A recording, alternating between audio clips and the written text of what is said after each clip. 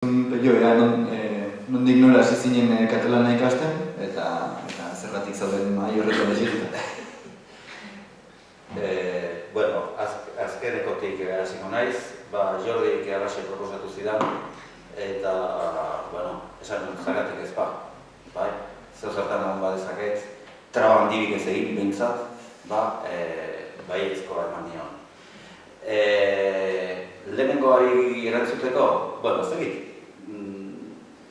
inoren edo jende askori intereseko izango den, baina, galdetu dezun ezkero, aspaldian, egia esateko aspaldian hasi nintzen, ustakit, 16-17 18 urte dituela, zebeski lehenago hasi nintzen, nolabait, Kataluniagatik eta Katalanatik nolabait lilura hori sartu zitzaidan. Bai, mirespena da hitza, eta inbidia apur bat ere bai. Horrek eraman ninduen, oraingo ikuspegiarekin, perspektibarekin begiratuta, horrek eraman ninduen nolabait Kataluniara gerturatzera eta batez ere hizkuntza ikasteko grina horrek sartu zidan. Eta, hoxe hasi eta ez dakit nire kabuz, noiz behinka ara joan da, alaxe ikasi nuen, dakidana alaxe ikasi nuen. Eta Jordi, zuzerratik zera euskara irakasle? Historia luzea da, baina, hoxe,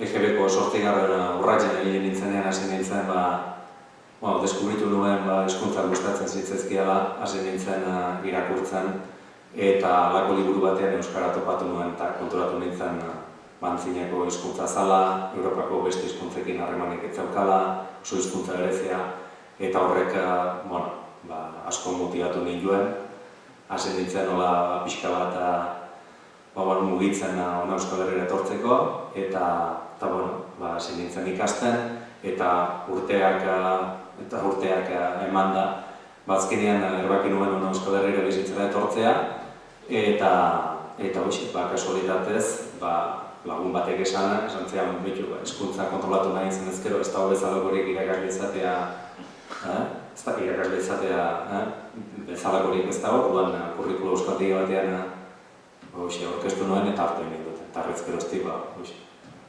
bidetxo bat egin dut. Eta hor galdera serioxeagoa, orain Kataluniaren independentziaren aldeko aldarriarekin eta eztabaida batzuk sortu dira. Esanez, Katalunia independente den printzerri horretan ardura izan beharko lukeen katalanak, hizkuntza ofizial bakarra, bikoitza, hizkuntza ofizialik ez, zein da zuen ikuspegia horren arabera, eta beste norbaitek parte hartu nahi badu, ongi etorri da. Nik niri iritzia emango dut, orain arte bezala, nik uste dut bi hizkuntza ofizial egon behar direla. Erdera eta gure katalana jakina. Katalanak jarraitu behar du hizkuntza behikularra izaten, eskoletan eta gizartean. Eta gero kontuan hartu behar dugu ere, Katalunia oso anitza dela hizkuntzetan, kulturaniztasun handia daukagula, gure hizkuntzari muzin egin gabe, beste hizkuntzak ere nolabait aprobetxatu alditu, pixka bat horien inguruan gehiago ekiteko edo kontuan izateko, hori da pixka bat. Aurkezpenean eman dugun datu bat emango dizuet orain, gutxi gora-berako datua da, datu zehatza hor txino daukat, baina herrialde katalanetan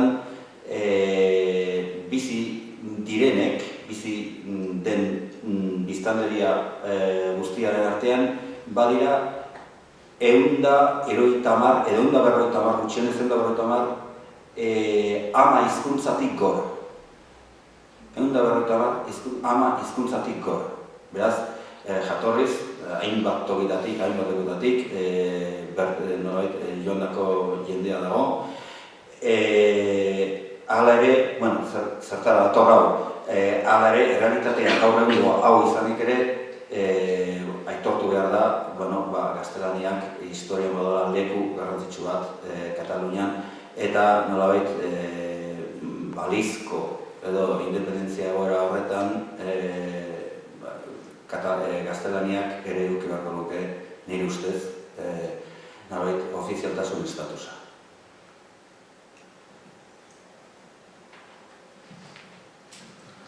Bueno,